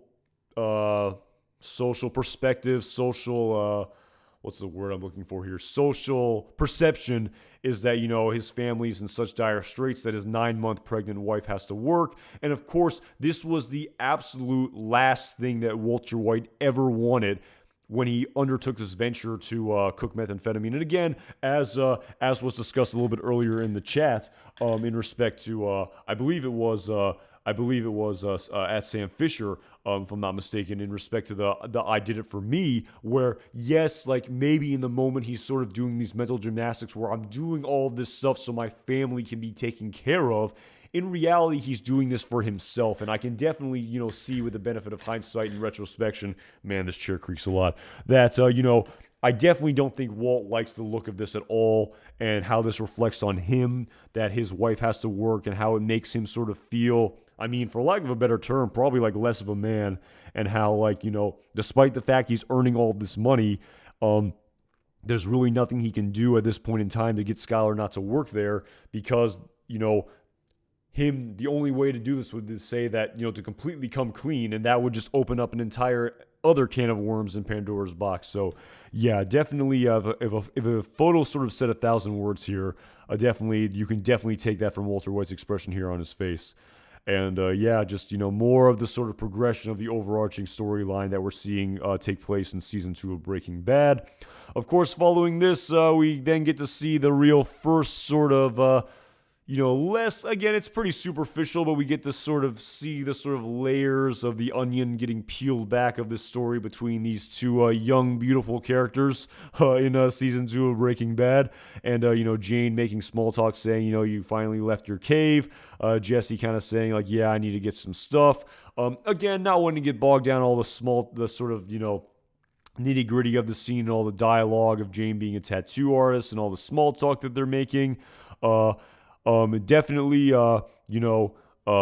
foreshadowing the sort of where this relationship is eventually going to go. But of course, amidst this conversation, this is then interjected by this motorcycled individual, if you will, sort of driving up to Jesse Pinkman saying, hey man, you're Pinkman, everyone's talking about you, you rule, keep it up. And of course, he's saying this right in front of Jane, and of course, following Jane hearing this as well, her saying, I thought your name was Jackson, Jesse not even being able to sort of, maybe not being able to come up with a plausible lie here, also maybe not wanting to sort of dig his heels more into this lie and wanting to be much more sort of open and transparent, as you have to do if you really want a true relationship with anyone, as Gus Fring didn't want to do, as was clear to us by that wine bar scene, I believe in the episode entitled Fun and Games. Yes, it's, Jesse, maybe in the sort of my interpretation, not being able to come up with a lie, also wanting to be much more open with this person, Jane. Clearly a mutual, at least he is probably very attracted to her in many ways, wanting to sort of not continue to lie to her when this all blows up in his face. He then sort of uses this as he then uses this as an opportunity to sort of just walk away and say nothing. We can see that Jane is sort of very intrigued by this. And, as I've sort of thought, as this episode progressed, if I can sort of find that sort of parting shot of Jane here, the sort of look that she sort of has on her face here, Jane absolutely could have, she could have said, you lied to me, you didn't give me your real name, I'm kicking you out. She absolutely could have, but as I said, as I've talked about when we first saw this relationship for the first time, oh my goodness, was it in the episode entitled Breakage? It was in the episode entitled Breakage when Jesse rents his apartment. There's clearly an attraction here by to Jesse by Jane, and that is clearly likely influencing her decisions here. And I mean, it's clearly influencing the decision of both characters in respect to their decision making here. And could Jane have put her foot down and said, I'm kicking you out, this guy is bad news? But, again, maybe this isn't the best one-for-one comparison, but for any Goodfellas fans out there, there's that great scene where Karen calls Henry, and she gets him to sort of, she tells him about how her neighbor grabbed him, and Henry is so upset by this, he takes the gun and bashes, basically barrel whips him with the gun and beats the ever-living crap out of him, and of course gives the gun to Karen to hide and say, go hide this. And then of course the narration by Karen in that scene is that, most of my friends or most girls would have thought I was crazy for not leaving that, relationship right away, but truthfully, that turned me on. So, I imagine that Jane is clearly attracted to Jesse here. She is absolutely attracted to Jesse in so many different ways, which of course will be displayed to us at the very end of this episode as well. And maybe, as Karen probably maybe shouldn't have, got involved in that life in the same way Jane, for her own longevity and for her own potential happiness, should have, maybe kicked Jesse out then and there and used that as a sort of legitimate opportunity to do so. She didn't. She absolutely didn't, and this was sort of a bridge and a sort of catalyst and jumping point to this relationship to even become, sadly, even more sort of destructive. I wouldn't say it's destructive. Well, I guess it is unknowingly destructive, and sort of continue on this sort of unknowing sort of destruction between of these two characters. So yeah, a lot of sort of food for thought there, a lot of editorializing, a lot of where my brain goes here in this scene. Man, this chair creaks.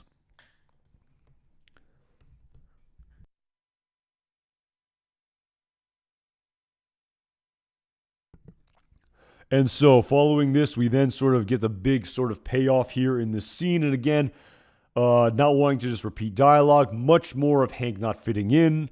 Basically his sort of vulgar demeanor and his sort of bravado sort of not sort of going being taken too well by the other agents and the federales. And of course, they're speaking in Spanish intentionally because they're talking behind his back. But of course, once Hank hears the word Albuquerque, he can very sort of, logically put two and two together that they're likely talking about him.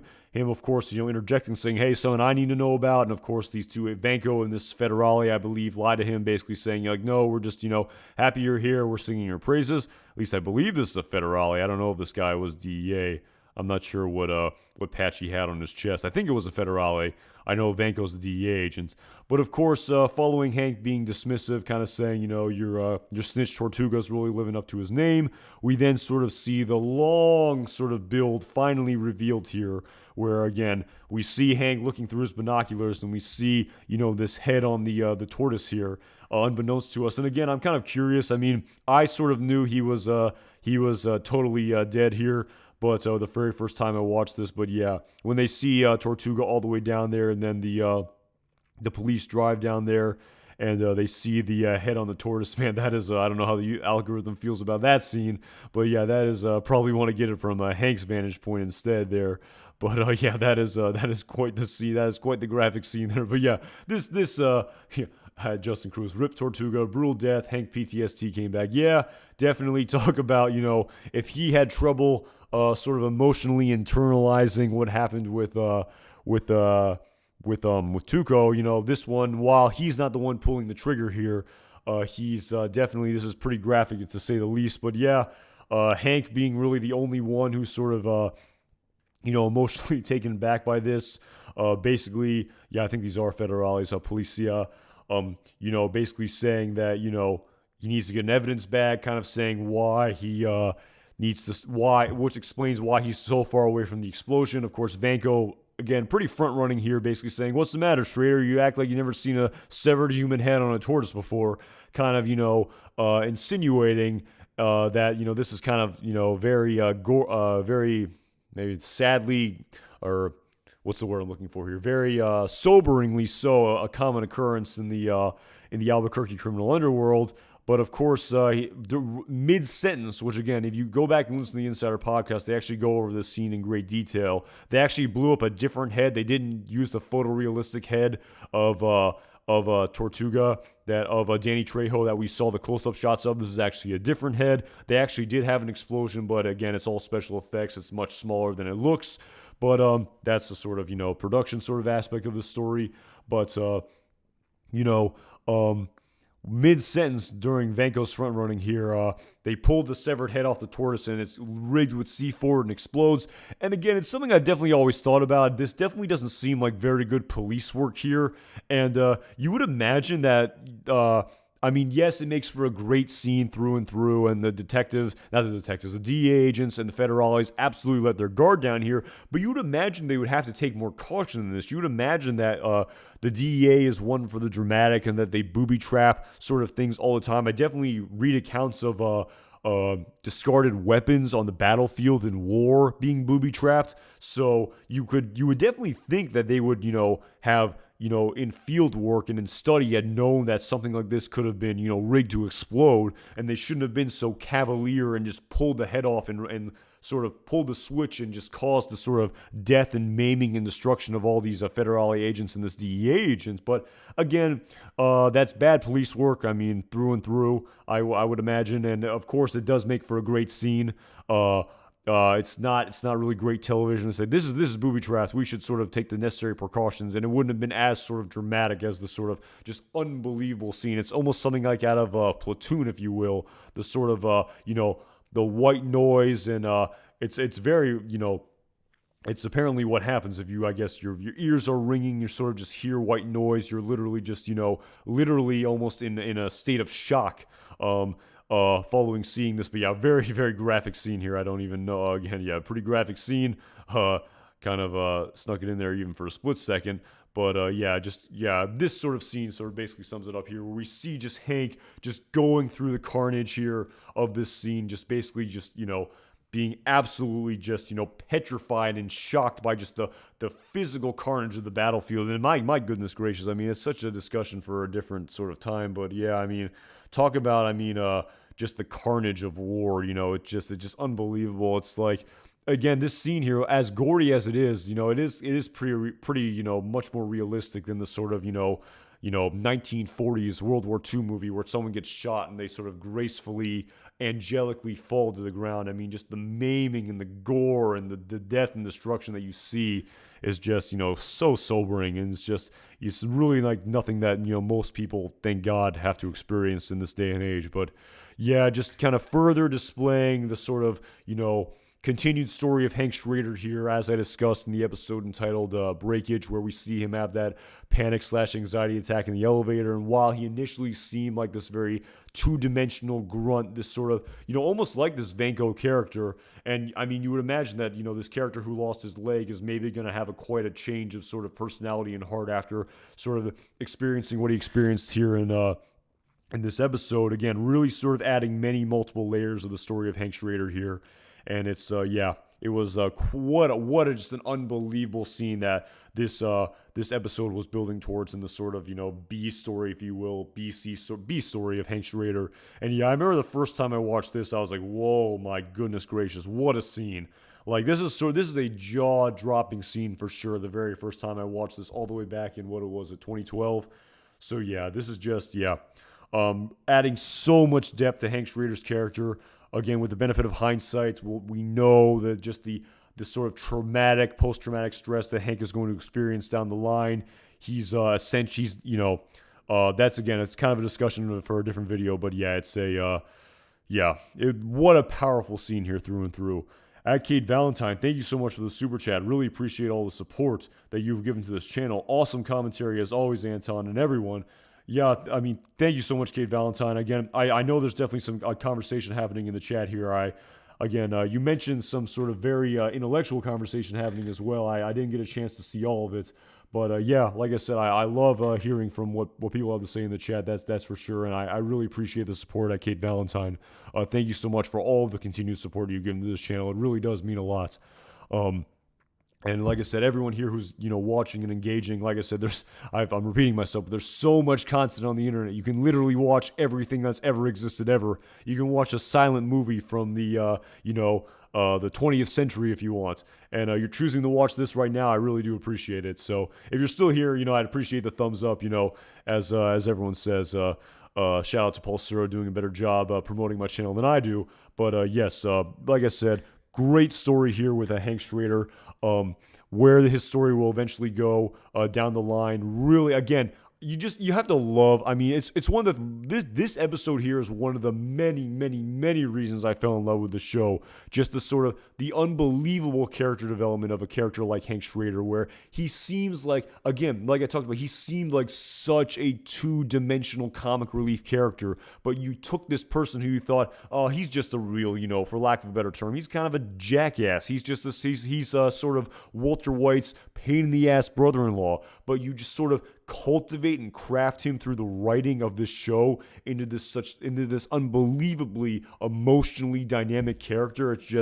It's unbelievable through and through, and it's one of the reasons why I absolutely fell in love with the show, and I just can't wait to just further discuss what happens to Hank Schrader down the line. I mean, that scene of Walt and Hank speaking in Hank's room following what happened in El Paso about, you kicked that bastard right in the teeth. Such a powerful piece of dialogue that Walt will say down the line this season. So yeah, quite the scene here, quite the story of Hank Schrader that's presented here in this episode. And of course, following this, we then see Jesse,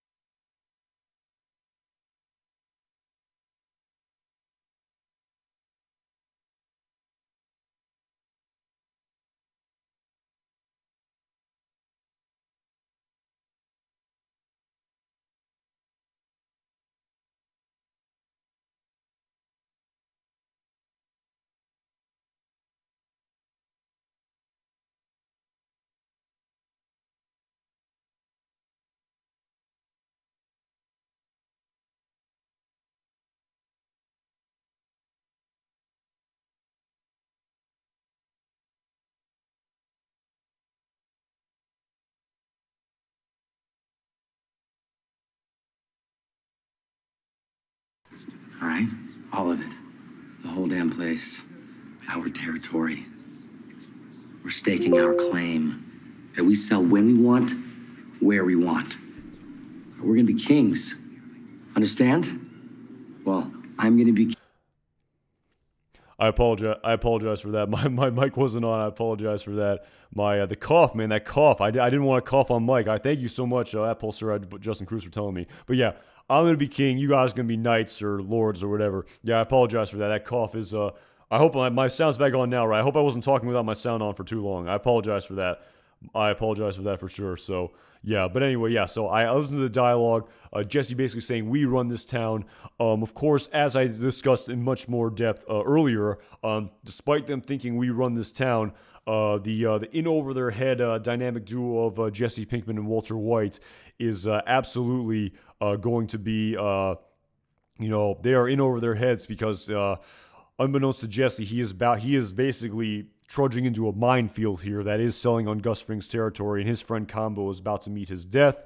So yeah, just a unbelievable scene here through and through, where Jesse gets back on that horse. He says, "We run this town." Of course, in the moment we see again. I'm trying to that sort of the whole Gus Fring dynamic is sort of more of the retrospection and the sort of hindsight. But in the moment, you think, all right, they're getting back on the horse. The empire continues. The sort of momentary setback really wasn't a setback. Luckily so, because of the unintended positive consequence. And that sort of is progressing the story of Walt and Jesse here. Again, they were going to talk about it on the Insider podcast, but they actually kind of moved on to something else about why they chose to have the scene at the atomic bomb museum. Of course, the very intentional parallels of Walter White and Heisenberg and the sort of nuclear blast.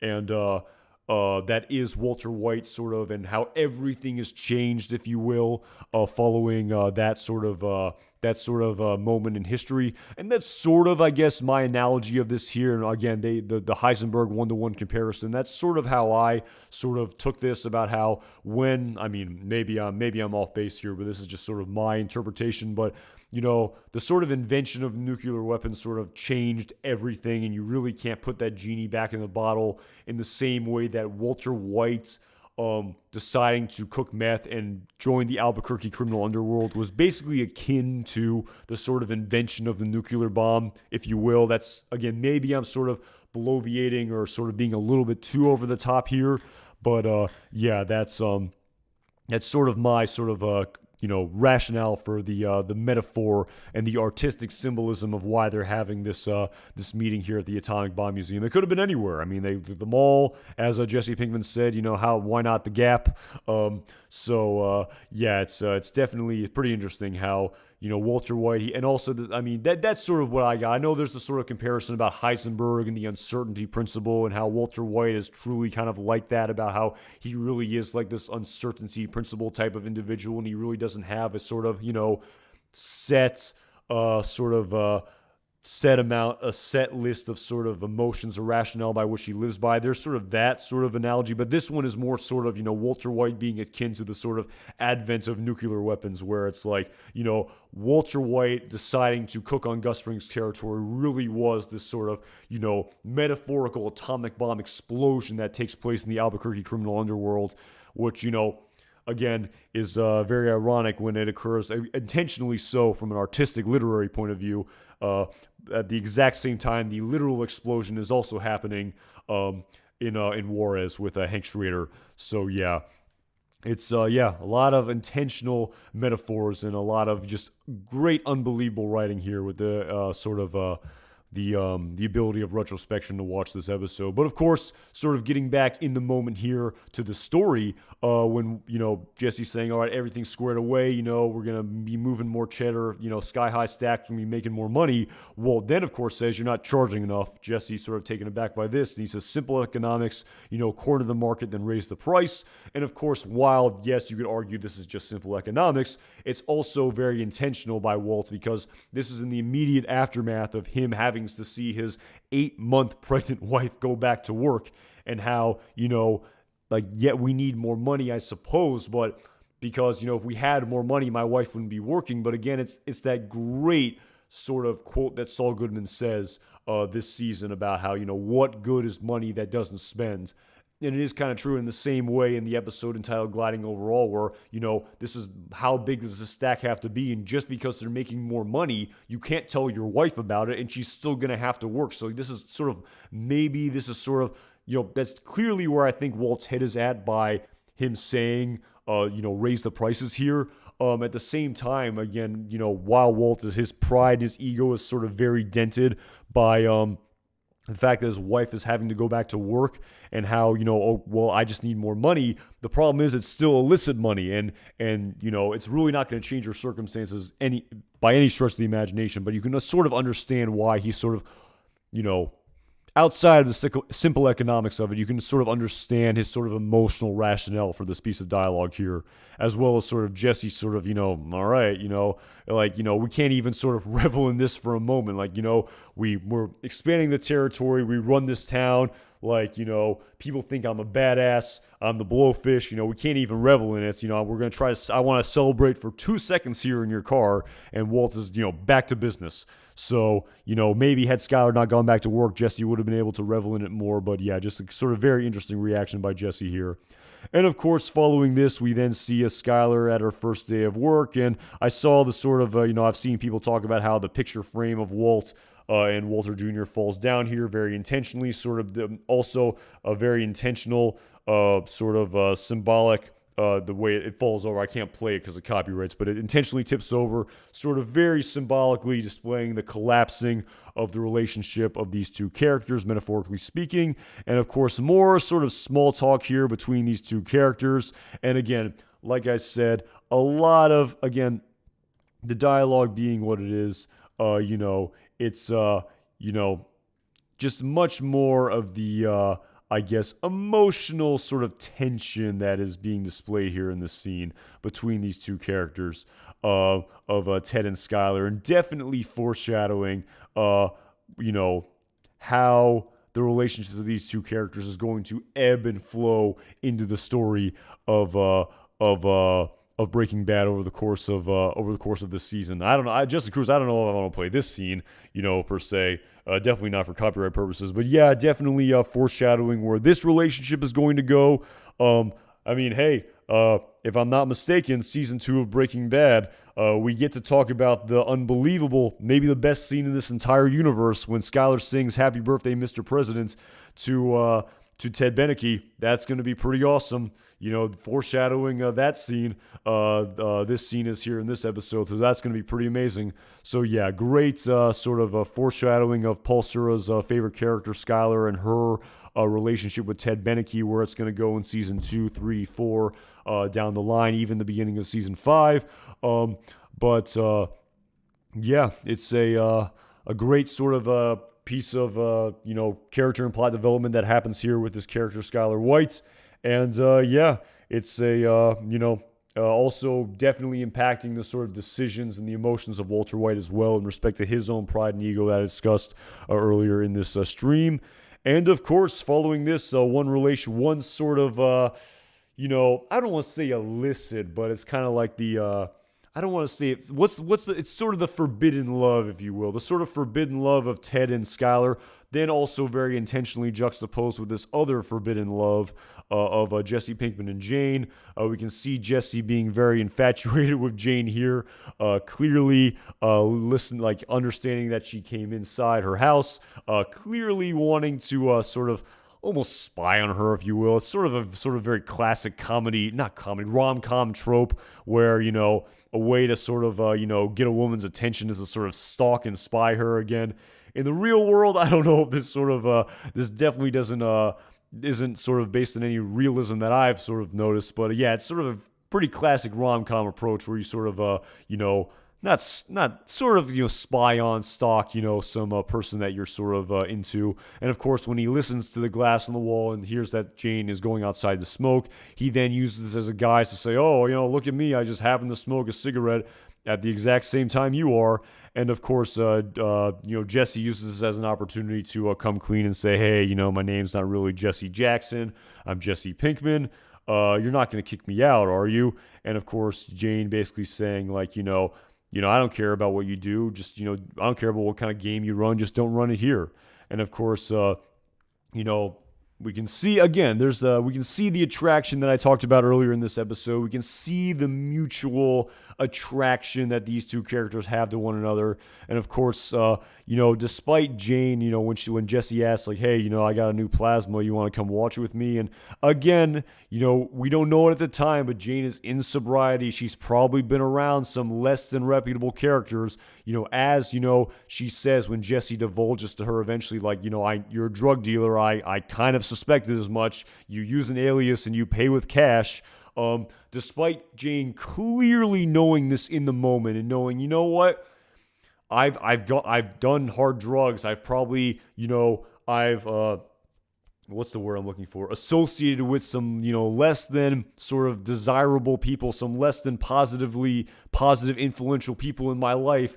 I don't know if this guy is very good news, but I think she sets that aside for all the other sort of things she sort of finds attractive about Jesse, where yes, and again, maybe the sort of, the bad boy nature, if you will, kind of like a bad boy Georgie in Seinfeld, for any Seinfeld fans out there, or, like the Karen and Goodfellas analogy I used a little bit earlier. I would imagine that, that sort of, that turns Jane on. She finds that attractive, and, Jesse is clearly attracted to Jane as well.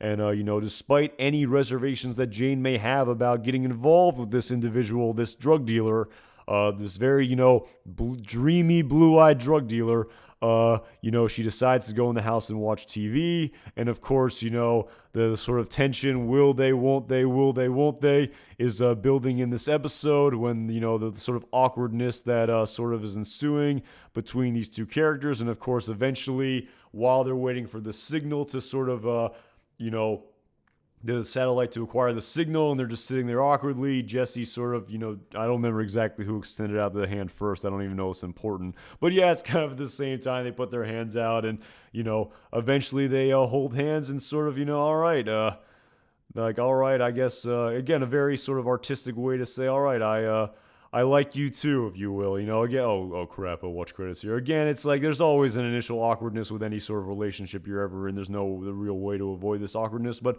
again, it's a great moment for these two characters. I mean, it's very exciting when you sort of finally put two and two together and realize, all right, you're into me too.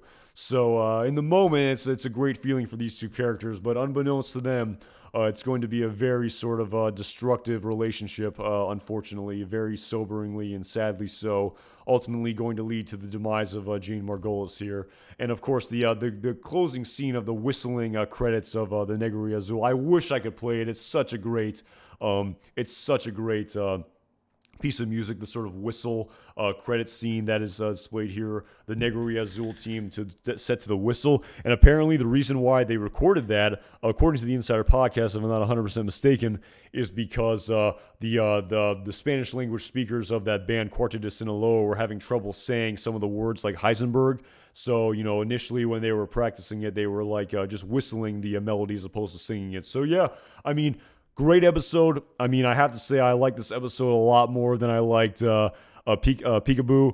It's definitely a much more sort of intense episode, a much more intense is the wrong word. It's just a much more enjoyable episode. It's not such a, emotionally just dramatic and sad episode like Peekaboo was. And I really enjoyed watching this episode. I've seen this one again and again.